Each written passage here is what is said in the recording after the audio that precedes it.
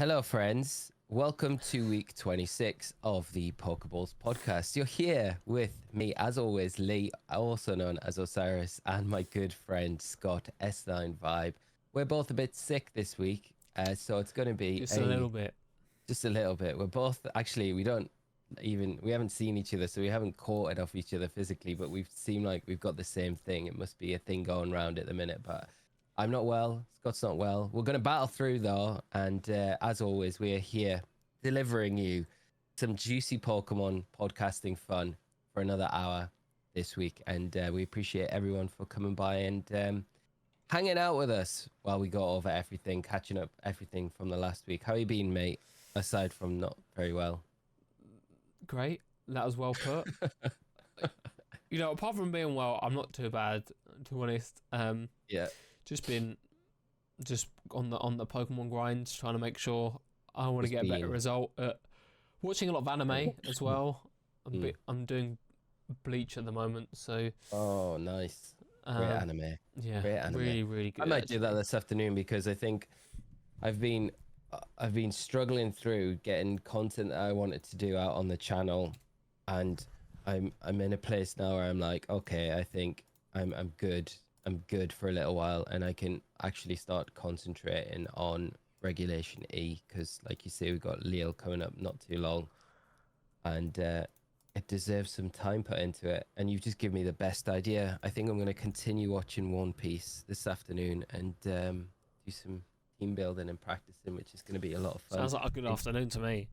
And for those that you are listening that aren't actually watching on YouTube, Scott had a tendency to have a little blanket with him most streams, and he's got it over him today, and I feel very naked without a blanket, and I feel like I'm in that position now where I want something around me. But yeah, that's what I'm going to do, mate, I think this afternoon, and then hopefully feel better by next week. Yeah, I'm sure you'll be okay. Most colds normally, you tend to get a really bad day, and then the rest is just like you go through the motions of symptoms. Like at the moment, it's kind of like the snotty nose, and that normally means that I'm towards the end of it for me. So I'm sure you'll be back by the end of the week. You'll be feeling a lot better. Likewise, I hope I'll do the same. Yeah, it didn't feel like terrible yesterday, but it all feels like it's gone onto my chest today, which is not making me feel like that great. But hopefully, like you say, it's not like the end of the world. Only a couple of days. Just take some rest, I think, and then we'll be good. But battle through it, and you'll be okay. Yeah. But aside from that, there's been a few things going on in the Pokemon universe. We're still, everyone, I'm probably guessing by now, coming to the end of everything you can pretty much do in the Teal mask. There's a lot of shinies you can go out and hunt, of course, and little bits that you can do to complete it. And of course, there is the issue with a lot of players not able to actually finish all of the things in the Teal mask, like the Ogre clan side quest that you can do, where the trainer data issues that are there, that will be getting patched hopefully early October. We know that patch is on the way, but we're kind of coming to the tail end of the Teal mask. Like you said, off air, we were talking about it, saying, really, like, in hindsight, looking back at the Teal mask, there isn't really that much content in the games. I enjoyed it, really enjoyed the story, but there isn't a massive amount to do in those games, really, is there? No, I think that's, we dunked on IGN for giving us a bad review in the last episode, but there realistically isn't. It is what it is, but we kind of knew going into this that one DLC would have more stuff than the other, very similar to Crown Tundra and the other one that I can't remember the name of, but Isle of Armor. Yeah. So we've as we said for a while, we think the Indigo Disk will be the one that has all of the Gucci content, particularly because it brings back a lot of favourites, including the starter Pokemon, and it looks like there's a big area to sort of shiny hunt, so that'll be loads of fun, along with loads of other interesting bits and bobs. I think because the Indigo Disk as well, technically is the end of the game. There's a lot of potential room for content there. We might get a teaser for a third DLC that we've discussed in the past. There's this Peach Pokemon that keeps all these leakers keep discussing. That's meant to be like the leader of like the Loyal Three, and how does this all tie back to Kitakami and Area Zero. It'll be interesting. Indigo Disk could be huge. Does it add an additional storyline to the mainline game as well as this part in the Blueberry Academy? Does it set up a third DLC or update that we're going to get for free at the end of it? We don't know. So I think because of that reason, third DLC, I think that's a really good point you make. But we've had obviously the news this week that they're releasing the physical copy of the secrets, the hidden treasures of Area Zero, the Part 1 and Part 2 DLCs as a physical copy you can buy with Scarlet or Violet. So that's going to be on sale in Japan on the 3rd of November, which might give us an indicator with when the Part 2 DLC might be released. I don't think it's going to be the 3rd of November. I think it'll be, maybe 4 weeks after that. It'll give people, because I think what you've got to think of, if you're buying that DLC pack, right, you've got to access Part 2 of the DLC. You need to have finished the game completely. So the Pokemon in mind are going to be thinking, they're not going to be like saying DLC expansion pack with this game physical copy is released on the 3rd of November and it's available on the 3rd of November, right? They're going to probably give players enough time to finish the games, and what we say, like 4 weeks, a month, and then they release it in early December. I think December makes a lot of sense. Because it just makes a lot of sense to me. I mean, it could be end of November, but could be, yeah. But I think for the fact that, like, you probably have to play through the Teal Mask as well before you play the Indigo Disk, right? Which the Teal Mask you can do at any point through your playthrough of the base games, right? But we know for a fact from the data mine information, you've got to finish the entire game in Area Zero before you can access that Part 2. So you're going to have to give players enough time, if they are buying this dual pack with the DLCs included, physical copy included in it, enough time to finish the base games before they're able to go in and access that DLC pack. Not necessarily important, but I think it's something to think about, of course. I mean, you'd think that we would get an official release date soon.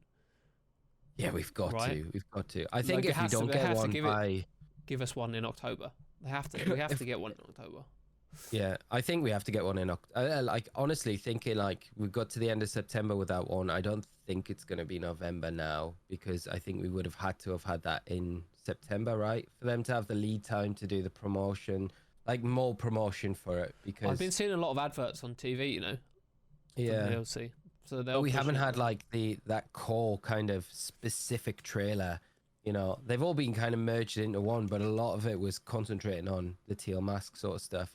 We haven't had that like sinister, like sort of trailer or anything like that for the Indigo Disk yet, to kind of hype those up, to remind people that there is another DLC coming. And I think we would have probably had to have had that by now, if it was going to be at least an early November release, like that 13th to 17th period where they would normally release, main series title around those times. I feel like, we kind of missed the boat with that. And especially if we're getting to like mid-October, I can't see them announcing the release date and then it being like 2 or 3 weeks later after that. I feel like it would be, a good amount of time. But who knows, mate, what they're thinking. I think you're right. We'll have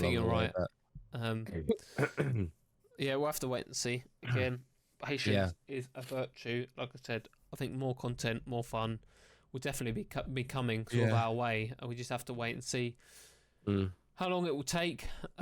We've also said as well, like a bunch of times on the podcast throughout the last few months, there's gonna have to be a way for us to get like the other legendaries, the other box art legendaries in the Indigo Disk, and how we get them, we don't know yet. But that will be a big part of the games, right? How we get like Zacian, Groudon, Kyogre, Rayquaza, all of those Pokemon that we know will be in these games. They're going to have to be accessible somehow. So that's that. Again, I don't think that's going to be from the terrarium. I would imagine it's probably from Area Zero, greater. So Yeah, I don't know. The other thing I was going to say about like the DLC Part 3, I think this kind of quashes maybe any possibility of another DLC coming out because they're releasing a physical copy now with the DLC pack included into it. It almost feels like they wouldn't do that if there was going to be a third part, because I feel like they're not going to release another physical copy with these DLCs and another one on top of it. I feel like they would have, there was a third DLC, waited for the physical copy to come out with all three on it. Do you know what I mean? It makes sense. It makes sense. I feel like that's going to be it now with the Indigo Disk. Teal Mask is going to be it for Scarlet and Violet. In which case, it has to be quite big then. It has to be quite a big DLC. Yeah. So.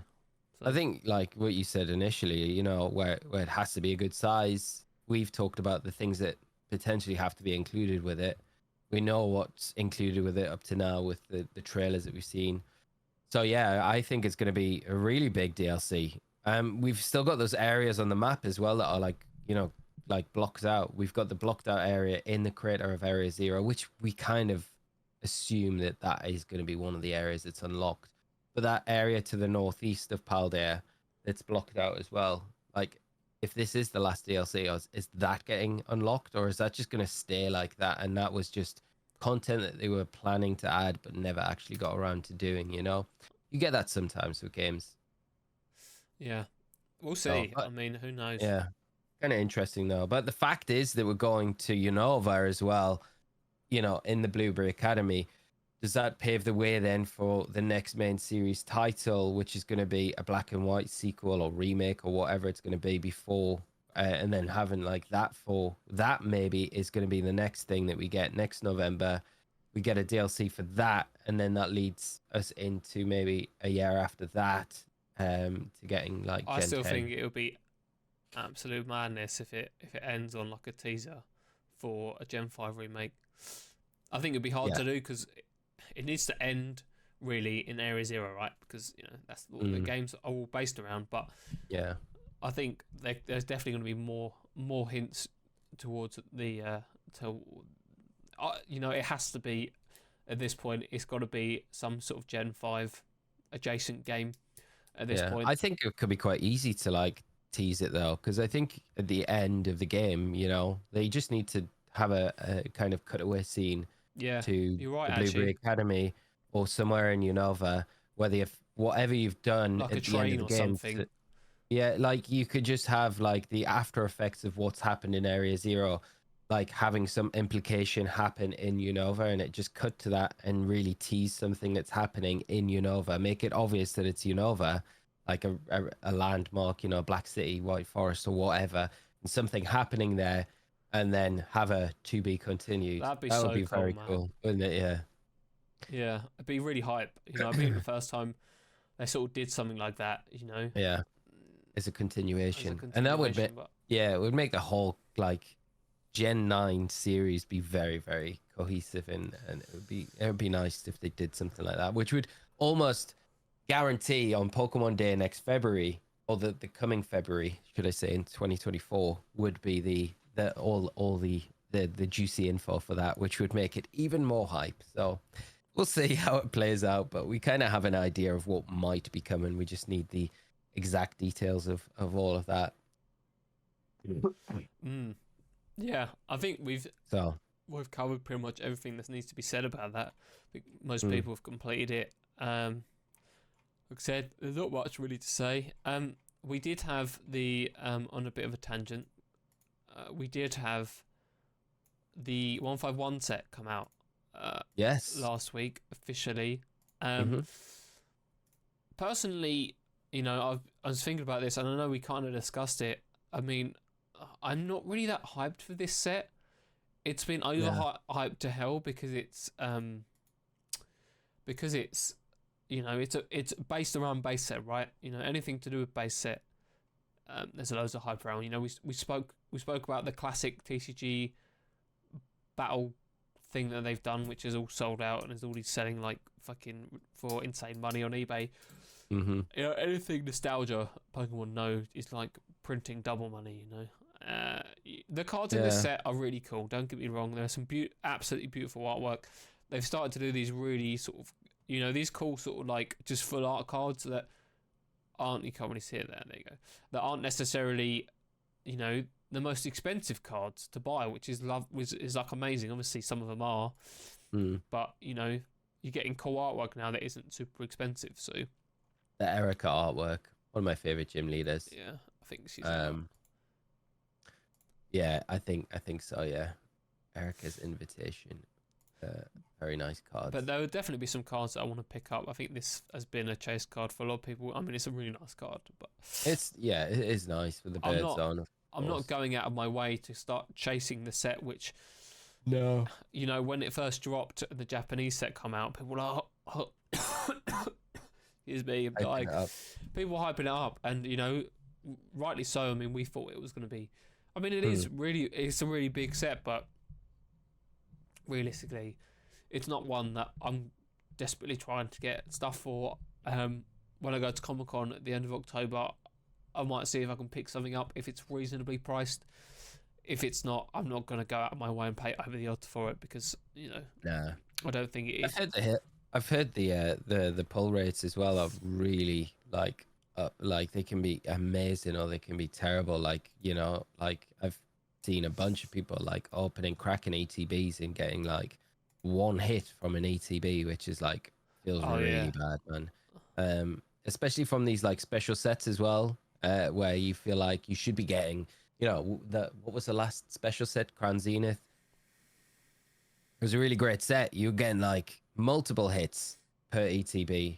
In celebrations before that, again, really good hits like per ETB. And for this one to kind of come out and be like almost more like a regular set ETB, where you're like expecting, I might not get the best hits here. Whereas other people are like getting ETBs and getting like multiple hits, like crazy amount of hits, like more than usual. So I don't really know what's going on with this set or how it's been printed. And then there was that weird, I don't know if you saw it on Twitter as well, there was a weird, I don't know if it was real or not. Can you remember the Pokemon Go set that they did? And some of the cards had a peel back and there was a Ditto underneath. Yeah.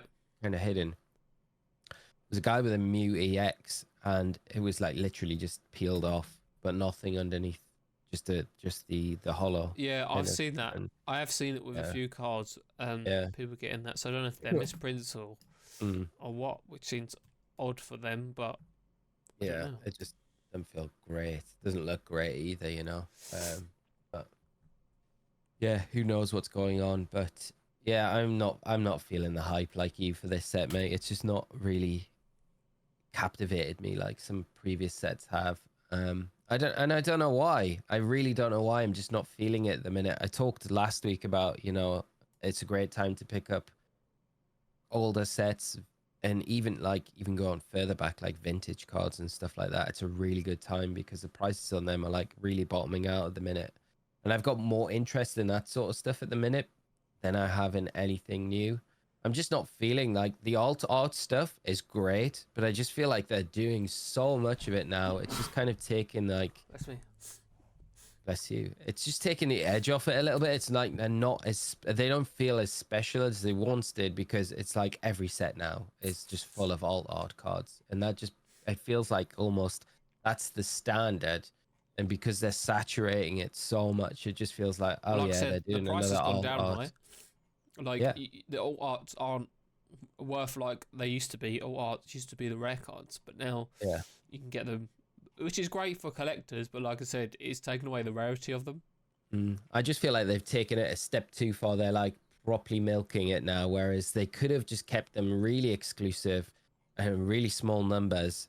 But they've kind of opted for, okay, this is what people want, and I get that people love alt arts, and I love them, right? But I'm just like, the kind of novelty of them's completely worn off for me. And I think with these sets, I think Crown Zenith was the last straw for me, where I was just like, I had fun opening it and there's some nice arts in there, but I was just like, I've got no pull like I had with previous sets, like where I'm like, I really want that chase card. I really want this chase card, or this one art card, or this one full art in this set is like, I've just got to draw to it because it's like really exclusive, really hard to get. There's loads of things about it. I love it. Whereas now it's just like, kind of run of the mill. I don't know. Uh-huh. Yeah, just novelties wore off with it. Hopefully they do something to bring it back, but we'll see. No, you're right. I'm sure they'll find a way to keep us buying their products, because if it's one thing I know Pokemon does well is stealing our money. So, well, mate, since you told me about it last week, I have not been able to get those Santa Cruz skateboards out of my head, and I'm so sad I missed those. So am I. I've seen so many people on on shorts and things you can go like and buy one, Colin.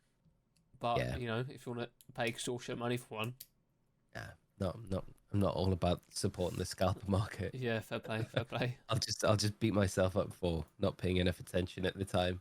Pick one up. The gold ones though, man, they are like absolute fire. I'm so like. The thing is, you could have bought one, right? And even if you didn't get the gold one, you would have still got a banger. A banger, and also if you wanted to sell it, it's worth more than what you pay for it opened. Yeah. So I think they would have been hard to get hold of, even if you sat there as soon as they dropped. Probably. You might have been able to get one now. Like, no, I think it's limited to one per address, but. Oh, that's all right then. How come people? Oh well, it doesn't matter how. I've seen people on like eBay with multiple that are selling them. I have looked, but I'm not willing to pay the 300 quid for one. They are really sick. It's an example They're of really like nice. Pokemon does weird collabs sometimes, and I think that it's one of the coolest collabs that they've done in a while. Yeah, it's very very cool. Santa Cruz, I've got some of their stuff. I really like their Santa Cruz. I really like their clothes. I know you like them as well. So no, it was I'm gutted as well. It's one of those things I saw on Twitter, but kind of like ignored, because I was like, it'll be fine. You know, I can get this at some point, maybe. I don't know. And then, you know, lo and behold, you can't get hold of any of it now unless you want to pay an insane amount of money. So yeah. But yeah, I'm kind of done with it, to be honest. But from one collab to another, we've got the Van Gogh exhibition transition than the one I had. Oh really? Yeah, well, that's kicking off today, actually, isn't it? The 28th of September. I'm assuming you can get this from the Van Gogh Museum as well. Yeah, they've got no, I don't think Amsterdam. in the UK. I think it's Amsterdam. Yeah. Oh, fair play. Yeah, so it's exclusively in Amsterdam, the exhibition, and they're gonna have like unique, like exclusive merch there, where you can get like tees, like plushies of these pieces of art and stuff like that. It's really really cool. I think it's awesome. I'd love to go over, but I don't think I'm going to be making a special trip just to go over to Amsterdam to see it. Unfortunately, it's a shame it's not lining up with like Utrecht. Yeah. You know, it would make more sense. But it's very cool, and I think as a promotion as well to kind of celebrate it, they're doing a thing on the PokemonCenter.com. I don't think it's started yet, but if you buy anything, you're going to get this promo code kind of sent out to you, which is very cool. I don't think you're going to be able to get the other promos, because I'm presuming they're going to do the other promos of the other bits of art, but I think you have to physically go to Amsterdam to get them, to get the complete set. But I could be wrong about that, but that would make a lot of sense. I think people are hyping them up. I said this to you before, you know, we started recording. I think people are hyping these up more because of the, you know, the Scream promos that we had previously in Japan, which, you know, I mean, it's really cool artwork, but I love the Smeargle. Smeargle one is very cool. Great, yeah. Makes a lot of sense. The Snorlax one as well. It's nice. I don't know if it's in that collection as well. I think it was like no, Snorlax isn't there. Sadness. But yeah. Little Van Gogh Pikachu plushie. Yeah. But I'm pretty sure this was a meme because the comments were talking about it, but I saw this on Reddit, so take it lightly. But the cards have been listed on eBay already. Oh god. And these were some of the prices, but everyone in the comments was like, there's no way this is just satire at this point, but like this guy saying, I know what I have. All the comments were basically saying they're definitely just taking the piss. Yeah, 100%. That is hilarious. Just for shits and giggles, but yeah. That's funny. I'm sure they'll be a bit like, I'm sure you'll be able to get a hold of them. You know, I think the promos are going to be easy to get, mate. I saw a lot of people like on Reddit like panicking earlier in the week before it got announced that there'll be a distribution from just online sales on the Pokemon Center. People thinking that you would have to go make them a lot rarer if you had to go over there. Yeah, well, there was people there that were like, you know, in the comments that were like, I've booked my flight and I've booked a slot at the Arc exhibition to make sure that I'm there when this is running next week, because I don't think people realized it was going to be running for such a long time, because it's running from like end of September to January into the beginning of January. Yeah, so got a long time to kind of plan out a trip if you want to go and see it. But I think there was a lot of panic around, you know, like hardcore collectors making sure that they were in the right place to pick up what they can, and I'm sure they'll get like extra exclusive stuff by actually going, so it'll not be, and you'll actually get to see, you know, the exhibition as well, which is going to be good if you're into that sort of thing.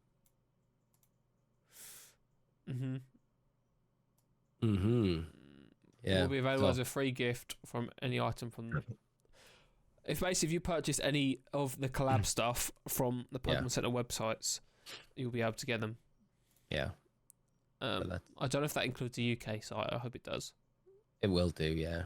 Because it only mentioned because it had there was like a promo thing about it on the UK Pokemon Center yesterday about it, but it just had coming soon, so assuming, I don't know if it's live yet. Go down there, it is, yeah. Fair play. So, not live yet, but it will be soon. Yeah. So there's that. Other news as well. Transitioning again. 7-star raids are back, mate. There's 7-star raids are indeed back. You know, Hisuian Decidueye is coming to Scarlet and Violet next Thursday evening, the 6th of October. So that's kind of exciting. So grass Tera typing, I think probably one of the worst defensive typings, especially with Hisuian Decidueye, which has a terrible move pool anyway. I think it's going to be a nice, refreshing, easy change to the Mewtwo that we had previously. So it's a good sign. We're probably going to get all the Hisuian starters on the back of this one. So Hisuian Typhlosion, Hisuian Samurott, and then maybe the Sinnoh starters. You know, Empoleon, Infernape, and Torterra. I'm kind of hoping we do. I feel like because we got that gift egg in the Teal mask for a Sinnoh starter, it's kind of like a little teaser to say, yeah, these might be coming as 7-star raids, but I can't see them deviating at the moment away from starter Pokemon. I feel like it's going to be completely starter Pokemon is what they're going to... What would be cool and would make a lot of sense, you know, again, talking about all this lead up to a potential Gen 5 game or whatever it ends up being. Unova starters. Well, yeah, anything Unova related would be cool to do in the lead up to the Black and White. You know, it makes a lot of sense to the hype. Well, right? You could they've started the Unova starter set, haven't they? Because we've had Samurott. Yeah, we've had Oshawott. So I mean, you could do. There's loads of Pokemon. You could do the legendaries if you wanted to. You know, just for fun. That might be a way that they're going to do it. Legendaries, you know, they might be like, well, we're just going to drip feed them over the next year or so. I don't know. It might. I think they would have time.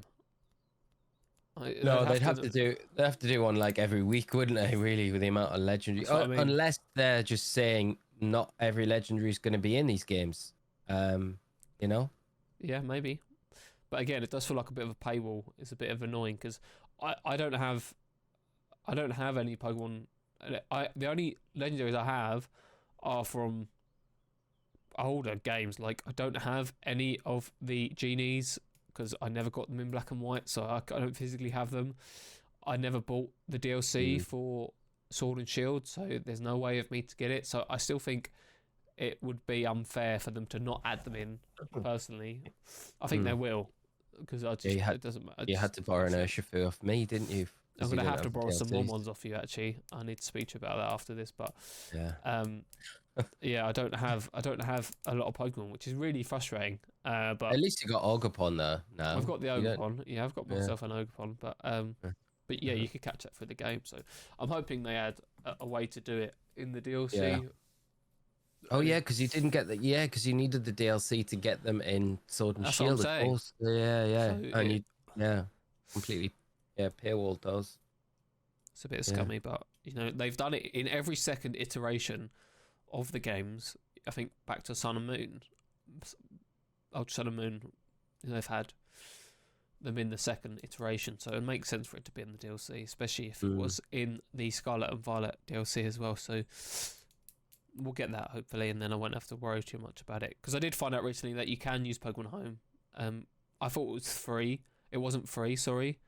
But it is for like the first 30 Pokemon. So as long as it's under 30 Pokemon, you can keep in there for free. So yeah, I'll use it now because I was like, I'm not paying for. I know it's not a lot of money. I know it's pretty much the money. I guess, in all fairness to them, probably just covers the cost of running the servers because it is a tiny amount. But I still didn't really want to pay for it. So it's nice to know that you can do that as well. So they definitely make a lot of money off Pokemon Home, mate.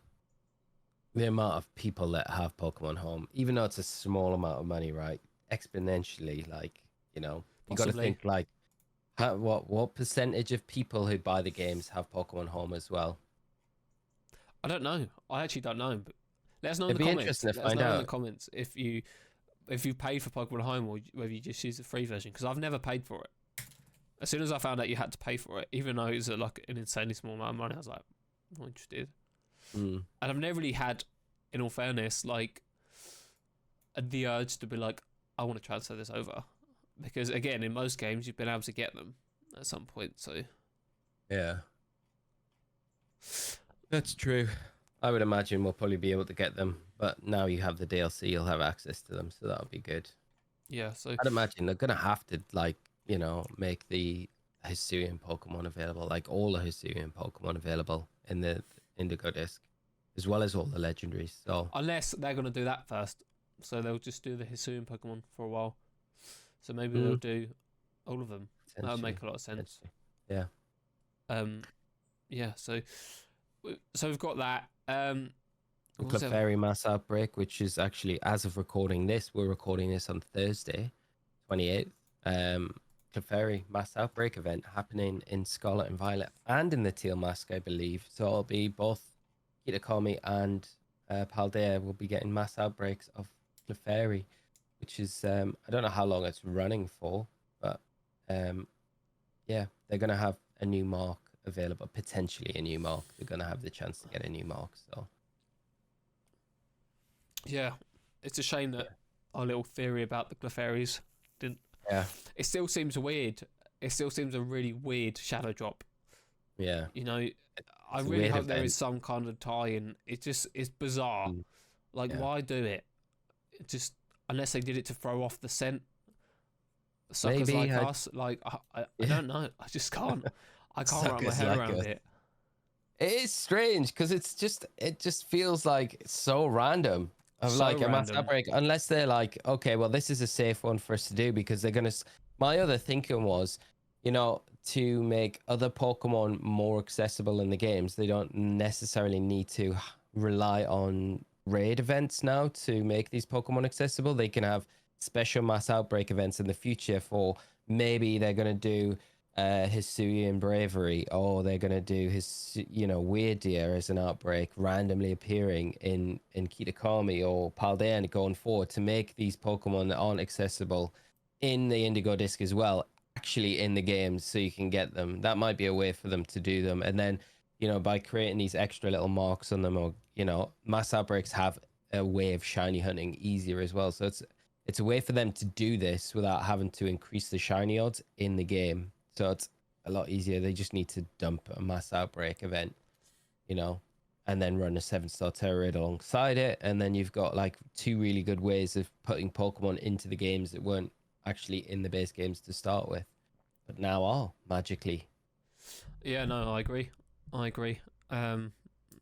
Yeah.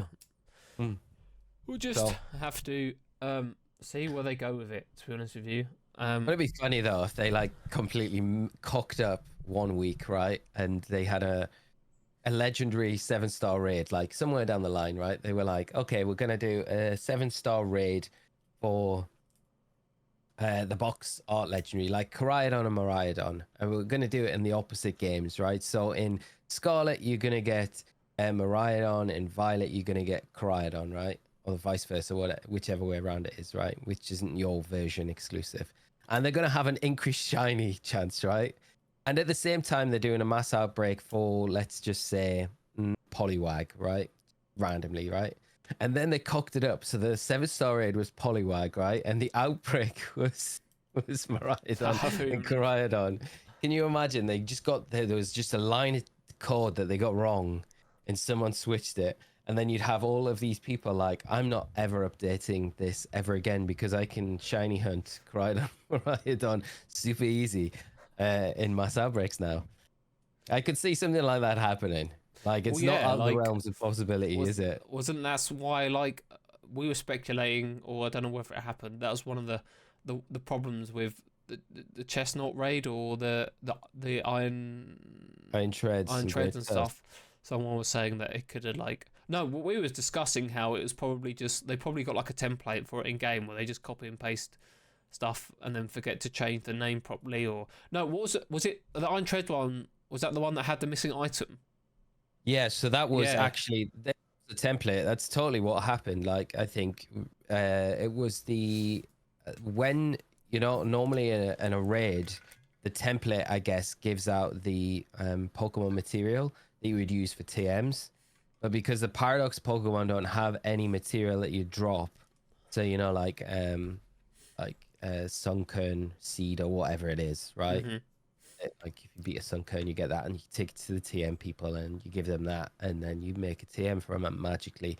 Really annoying part of the game, in my opinion. I really hope they do away with that going forward, because getting TMs when you're trying to build teams is so frustrating. Yeah. But that aside, what happened in that raid event was, they probably taken the template that they used the whole time and just dumped the Paradox Pokemon in there, not thinking that material would cause any issues. But because that material never pulled through because it doesn't exist in the game, that caused the game to crash, and that's why they had all these issues. So I'm guessing the time where that went down and everything went a bit like radio silent was them creating a new template to use. So yeah. We'll see. You could see. Like I said, it does feel like the lack of support is... I had this thought a moment when we were talking about the game next year of would it, and this feels like a stupid thought, but I don't think it's going to happen, but would they not release the new games on the new Switch? And it would just be so fucking stupid if they didn't, so I can't see it not happening. Oh, don't say that. Release it on the old console and just skip. I think I would be tempted I would be so tempted to skip it at that point. Oh. I mean, technically... They could do see it, them doing something like that, and it run better. Like they know if the new Switch is coming out, like, they're not fucking stupid. Like if they're gonna release any game before the release, like it just doesn't make any sense. To me, it doesn't make any sense. I'm fucking hoping that they don't do that. No, they could do it because technically the new console is backwards compatible, but you'd want based on the shit that's happened, right, and based on what we said about them being not fixing the issues, you hope to think that in their mind they're like, we need to make this Pokemon game look good. So obviously to do that, it's going to be on the new console. So for them to ignore that, like if we get another type, don't get me wrong, I know we said this a lot. These graphics have never bothered me about Scarlet and Violet, but if we get the same problems that we have with whatever this Gen 5 game iteration is that we have with Scarlet and Violet, I'm going to be pissed off, okay? And I think it would really damage their reputation. Like, people would still buy it, but I don't think they can go through that back to back, especially if it's coinciding near or at the same time as the release date of their new console. Yeah, I think there's more. I think you're completely right. There's so much more implication on them nailing this time round than there ever has been before.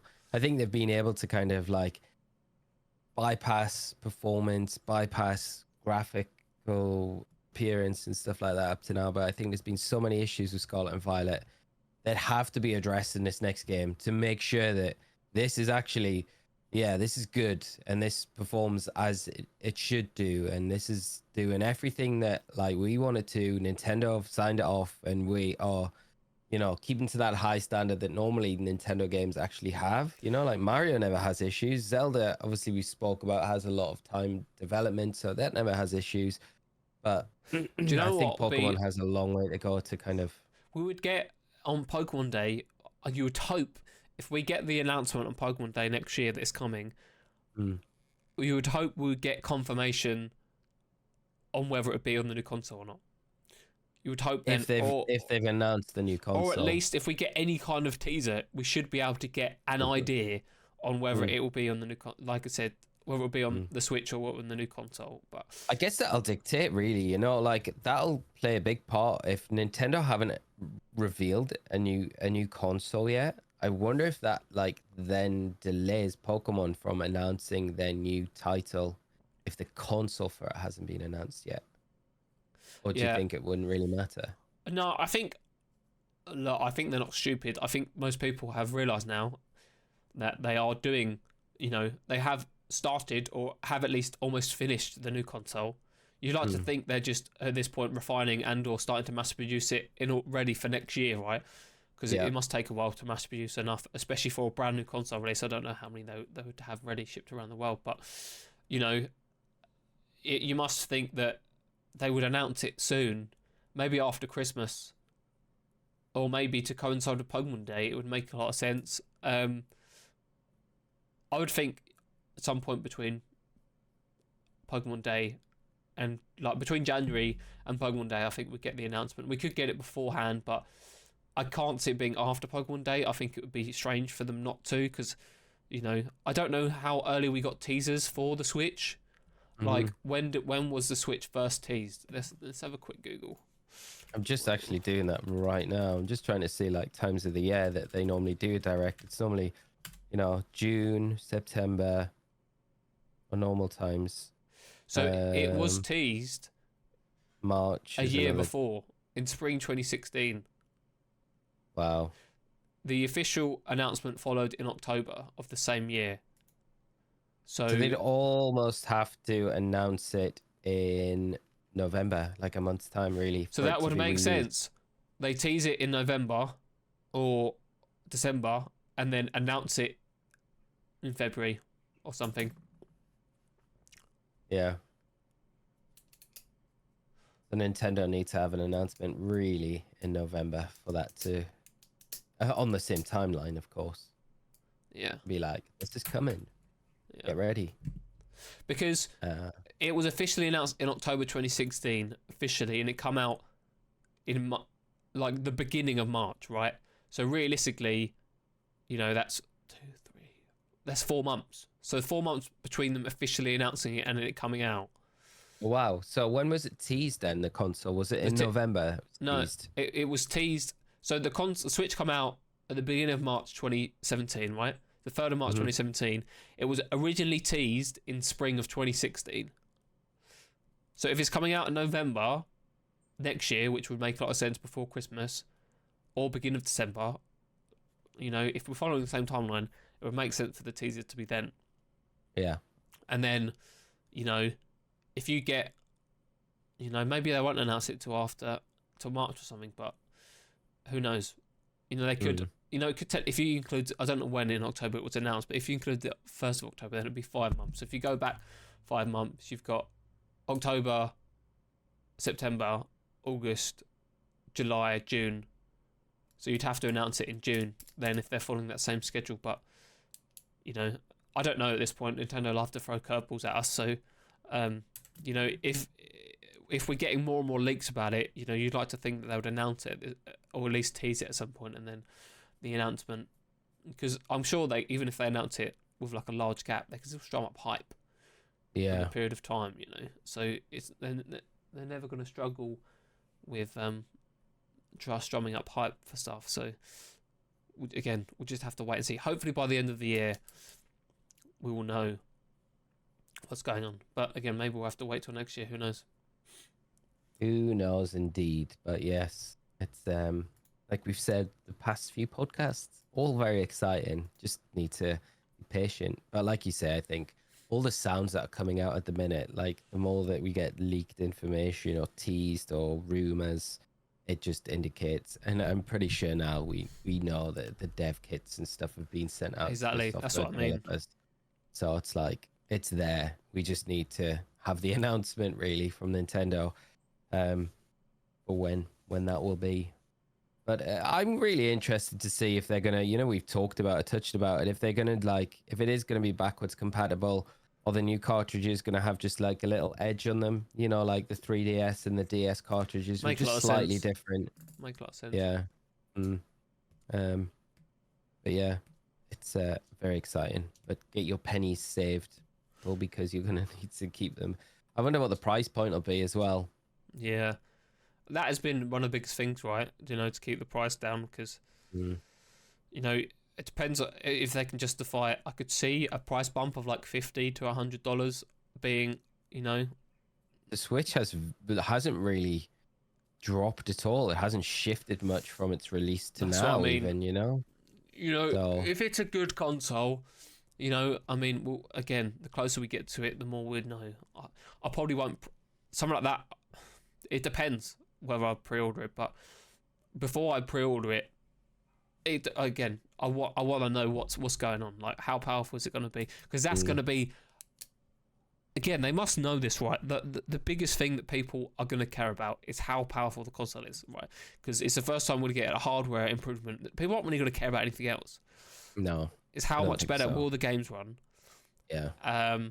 You know, will it have, you know, because there were reports that it might run on an NVIDIA chip, in which case it could have the same, like, the architecture built into it that allows you to do a DLSS upscaling, which would make, you know, upscaling onto like a 4K TV a lot better, you know, without actually having to make it as powerful. Even if it would be powerful, you know, a mobile chip could struggle to drive a 4K TV, you know. So yeah, we'll have to wait and see. I'm sure whatever it is going to end up being, it's going to be very good, and it'll be, yeah. I'm hoping as well that we'll be able to just, like, you know, from our current Switch, I hope that they can have it almost like not a transfer over, but a way for us to import everything that we've got on our Switch console right now onto the new one. So we can have a way, if it is backwards compatible, so we can keep like back catalogs of stuff, saved data that we've got on there and things like that.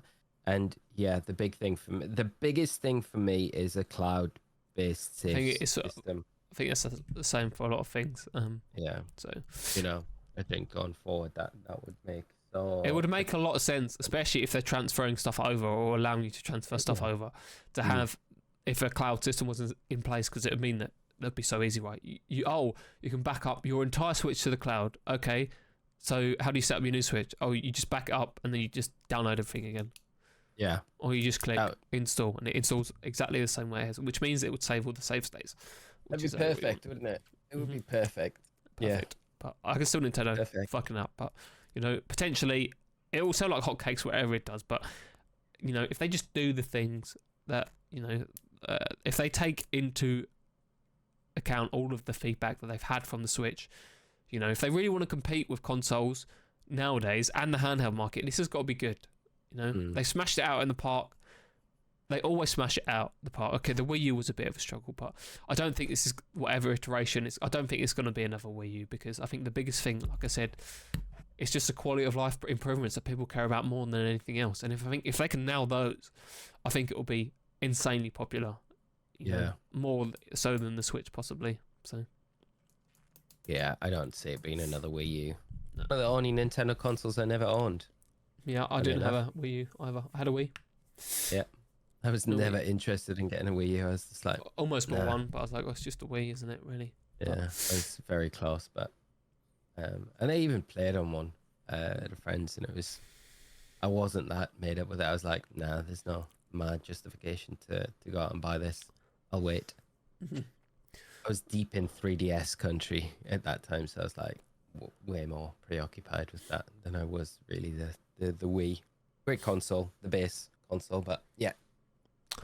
I don't think we need to worry about that though, do we? No. Too much? No. On the topic of Wiis, I do need a Wii, so I would like to wrap this up a little bit. What a great tangent. I know. I've got two things to show you before I need to go, because I am on the brink of really needing the loo. This video I'm about to show you probably doesn't help my case, because it's just going to make me want to go to the toilet anymore. Just some cool stuff that I found. It's got water in it.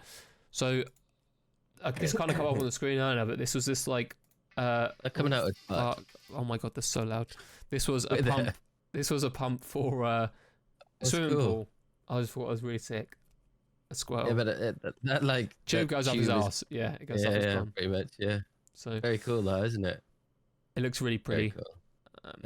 But just a little stylistic adjustment. I'm sure. I don't know if you can buy it, but it's a nice little mod if you're a big Pokemon fan. And then there are these really weird Eevee Big collaborations. And you have a pool. Oh my god, why is everything so loud?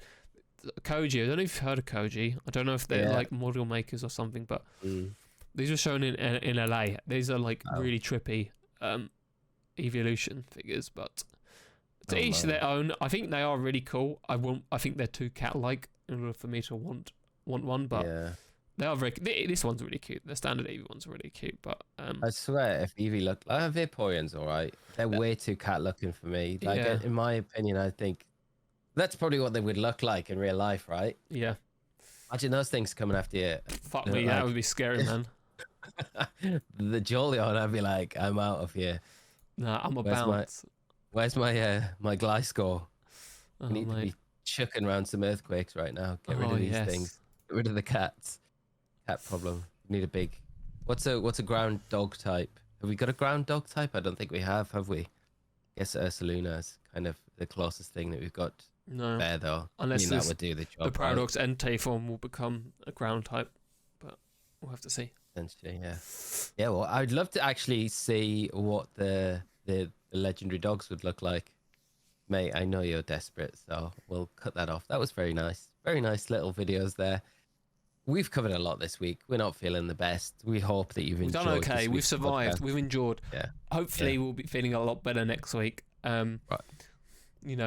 And let us know if you guys are still playing the Teal Mask, what you're shiny hunting, and I guess we'll see you guys. If you're listening on Spotify, please leave us a review. I know we say it at the end of every episode. We do love you if you've made this far. So if you have made it this far and you haven't left us a review, what are you doing?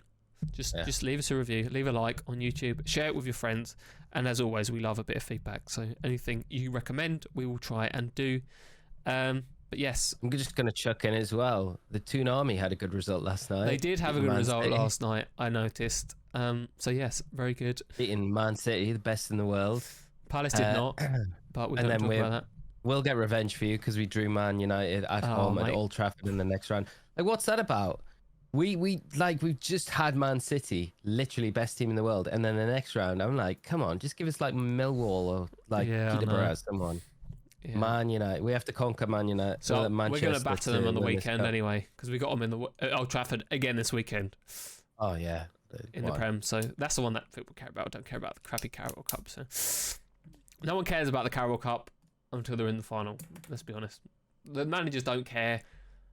It's just a bit of fun to keep other players happy. But Eddie cares, but that's what Geordies care. We're going to be back in that final this season.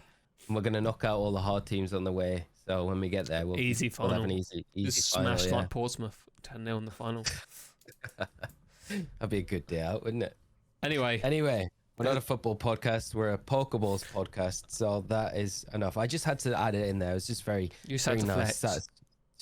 Well, it's not a flex. It's just say these things when we don't often beat Man City. That's true. That's true. Best team in the world at the moment. So. Yeah. Best manager as well. I have so much time for Pep Guardiola. I love Pep. He's so good. Anyway, just classy, isn't he? Classy. We'll see you guys in next week's episode. Well, let's go for a bathroom break. Yeah. Goodbye. Thank you, friends. Have a good one. Bye-bye.